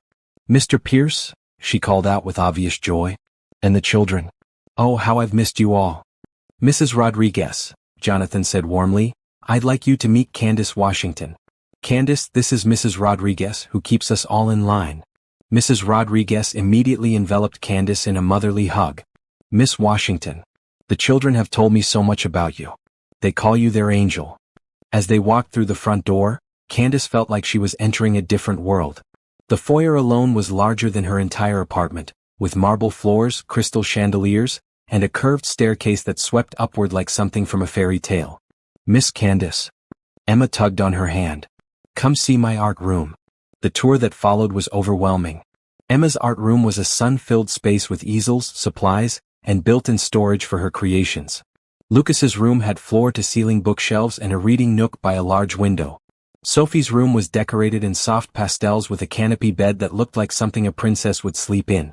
The house had 12 bedrooms, 8 bathrooms, a library that rivaled some public libraries, a home theater, an indoor swimming pool, and grounds that seemed to stretch forever. But what struck Candace most was how much it felt like a home despite its grandeur. Family photos covered every surface, the children's artwork was displayed prominently, and there were toys and books and signs of family life in every room. It's beautiful, she said honestly as they stood in the main living room, watching the children play with toys they'd left behind weeks ago. It's too much, Jonathan said, misreading her tone. I know it's overwhelming. We don't have to live here. We could find something smaller, more normal. Jonathan, Candace interrupted, placing her hand on his arm. Stop. This is your home. The children's home. It's where they belong. But what about you? This lifestyle, the expectations, the social obligations that come with this kind of wealth. Will we figure out together? She finished firmly. Just like we figured out everything else. That afternoon, while the children napped in their own bedrooms for the first time in weeks, Jonathan took Candace to his home office. The space was impressive but warm, with family photos on his desk and children's drawings taped to the walls behind his computer. There's something else I need to show you, he said, pulling up something on his laptop screen. It was a news article from 3 years ago. Pierce Industries CEO's wife abandons family, cites unrealistic expectations of motherhood. Candace read silently, her heart breaking with every word. The article detailed how Jonathan's ex-wife, Victoria, had left him and the children, claiming that being married to a billionaire was more work than reward, and that raising triplets was an impossible burden she never signed up for. She gave an interview, Jonathan said quietly. Talked about how she'd thought marrying me would be glamorous, but the reality was dirty diapers and sleepless nights and 3 babies who needed constant attention. She said she realized she wanted the lifestyle without the responsibilities. Jonathan, Candace breathed, understanding flooding through her. So when I met you, when I saw how genuine you were, how much you seemed to care about the kids, I couldn't risk it. I couldn't risk you being like her. I couldn't put Emma, Lucas, and Sophie through that kind of abandonment again. Candace closed the laptop and turned to face him fully. Look at me, she said firmly. Jonathan raised his eyes to hers, and she saw all the fear and pain and hope he'd been carrying. I am not her, Candace said clearly. I would never abandon those children. I would never abandon you. Not for lifestyle reasons, not for any reasons. Do you understand me? But the money changes things, Jonathan insisted. People will treat you differently. There will be charity galas and social expectations and photographers and we'll handle it, Candace said. Together.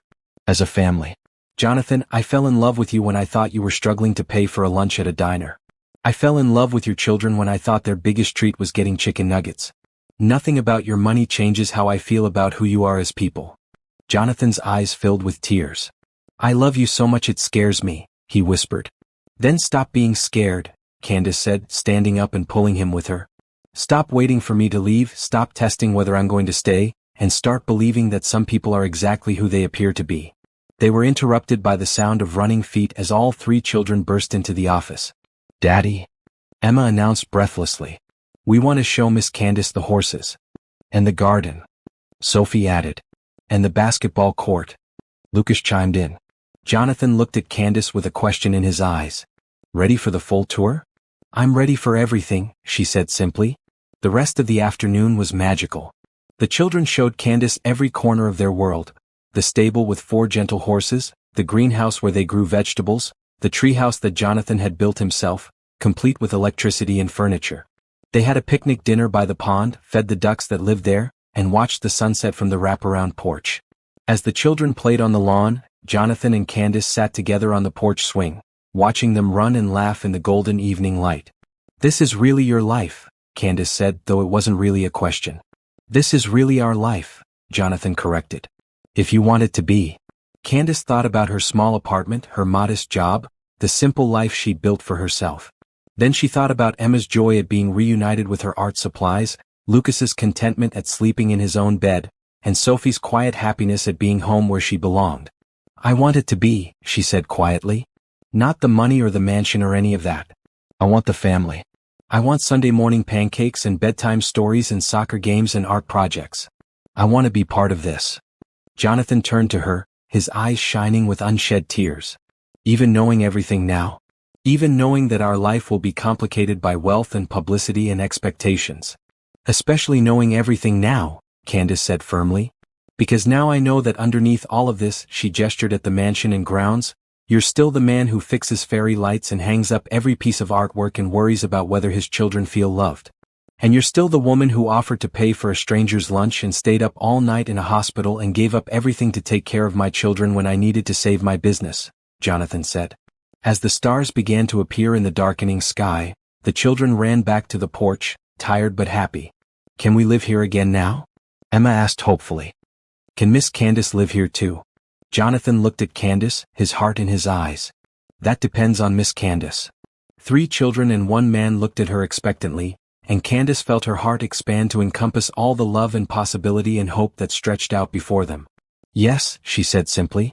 We can all live here together. The cheer that went up from the children could probably be heard all the way back to the city.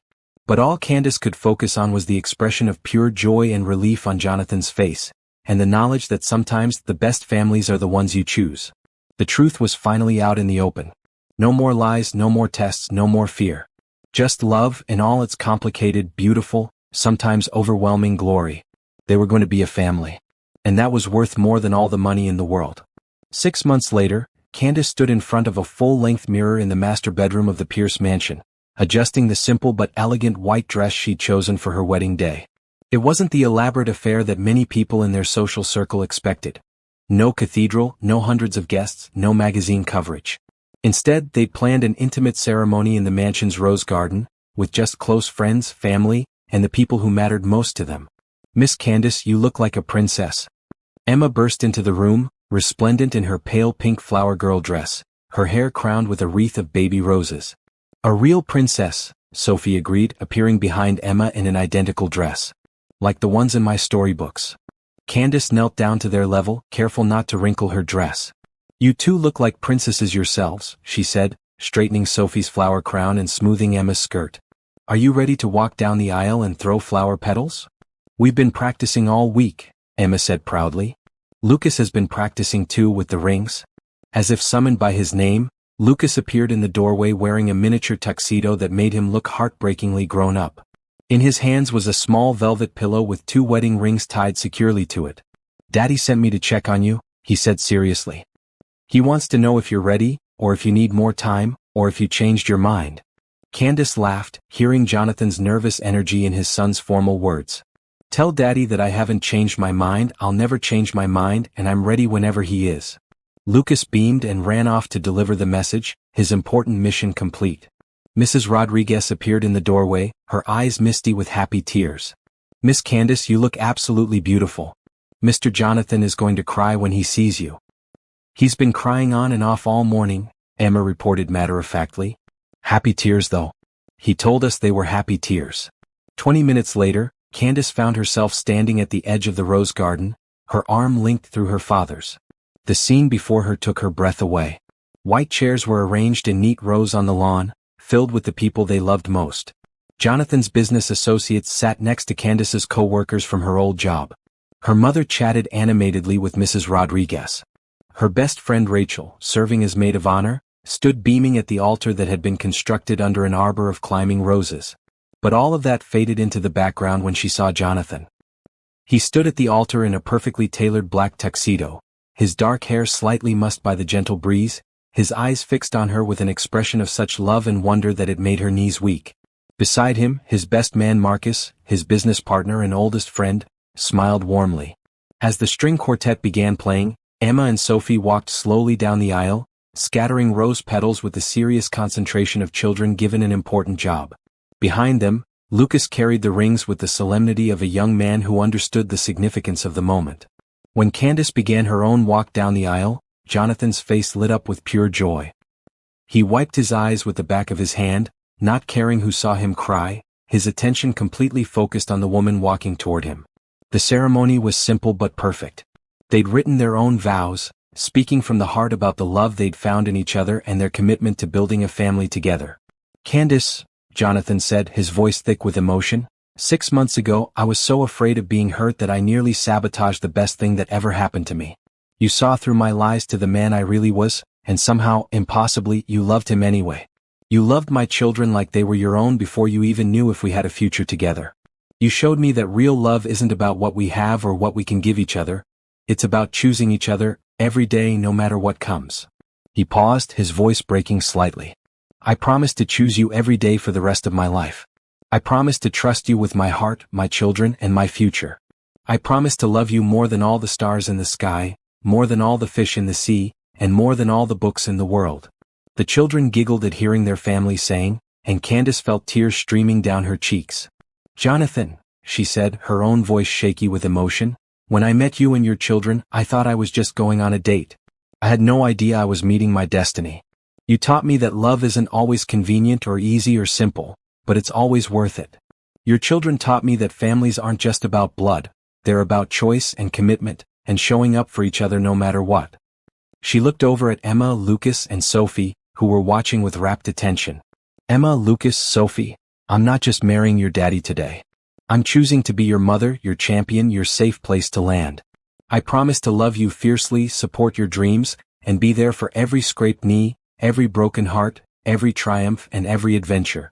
Looking back at Jonathan, she continued, "I promise to trust the love we've built together. I promise to choose our family every day in good times and difficult times, in wealth and in poverty, in sickness and in health. I promise to love you exactly as you are, while supporting who you're becoming." When the minister pronounced them husband and wife, Jonathan didn't wait for permission to kiss his bride. He pulled Candace into his arms and kissed her with all the love and gratitude and joy he'd been holding back, while their children cheered and their guests applauded and the sun shone down on the beginning of their new life together. The reception was held on the mansion's back terrace, with twinkling lights strung overhead and tables decorated with flowers from the garden. The children had insisted on giving speeches, which resulted in Emma reciting a poem she'd written about butterflies and families, Lucas reading a short story about a dragon who found his treasure, and Sophie simply saying, "I'm happy Miss Candace is our mommy now," before sitting down with a satisfied smile. As the evening wore on and the children began to get sleepy, Candace found herself standing at the edge of the terrace, looking out over the gardens and grounds that were now her home. It still felt surreal sometimes, the magnitude of the change in her life. 6 months ago, she'd been living in a small apartment, working a regular job, dating occasionally but never finding anyone who felt like home. Now she was married to a billionaire, living in a mansion, and mother to 3 incredible children who called her mommy, and meant it with their whole hearts. "Penny for your thoughts," Jonathan said, appearing beside her and slipping his arms around her waist from behind. "Just thinking about how much has changed," she said, leaning back against his chest. 6 months ago, if someone had told me this would be my life, I never would have believed them." "Any regrets?" he asked, and she could hear the slight tension in his voice, the lingering fear that she might decide this was all too much. Candace turned in his arms, looking up at the man who had become her everything. "Only one," she said seriously. Jonathan's face went pale. "What?" "I regret that it took you so long to trust me with the truth," she said softly. "Because I would have loved you just as much in this mansion as I did in that tiny apartment. The setting doesn't matter, Jonathan. You matter. The children matter. The family we're building together matters." Relief flooded his features and he pulled her closer. "I love you, Mrs. Pierce." "I love you too, Mr. Pierce," she said, standing on her tiptoes to kiss him. They were interrupted by the sound of running feet as all 3 children appeared on the terrace in their pajamas, having been readied for bed by Mrs. Rodriguez. "We came to say good night," Emma announced, launching herself into Candace's arms. "And to give you these," Lucas added, holding out 3 small wrapped packages. "Wedding presents," Sophie said excitedly. "We made them. Ourselves." Candace opened the packages carefully. From Emma, there was a painting of their family standing in the butterfly garden, with the words "Forever Family" written in careful letters at the bottom. From Lucas, there was a handmade book titled, "The Story of How Miss Candace Became Our Mommy," complete with illustrations and a detailed narrative of their courtship. From Sophie, there was a small photo album filled with pictures of all their adventures together, from that first lunch at the diner to their wedding day. "These are the most beautiful gifts I've ever received," Candace said, tears streaming down her face. "Thank you, my sweet children." "Now we're really a family," Emma said matter-of-factly. "Like officially." "We were always a family," Jonathan said, gathering all of them into his arms. "From the moment we met Miss Candace, Mommy, we were a family. Today just made it official." As they tucked the children into their beds in their own home, with both parents there to say goodnight, Candace felt a completeness she'd never experienced before. This was what she'd been searching for her whole life without even knowing it. A love big enough to encompass everything messy and complicated and absolutely perfect. Later that night, as she and Jonathan lay in their bed, exhausted but happy, Candace thought about the journey that had brought them here. The deception that had nearly torn them apart, the crisis that had brought them closer together, and the truth that had set them all free. "Jonathan," she said quietly into the darkness. Thank you." "For what?"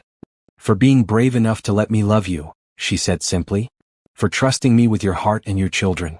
For showing me what it means to be part of something bigger than myself." Jonathan rolled over to face her, his eyes reflecting the moonlight streaming through their bedroom windows. "Thank you for seeing past my lies to who I really was. For staying when things got complicated. For choosing us over and over again. Always," Candace promised. "I'll always choose us."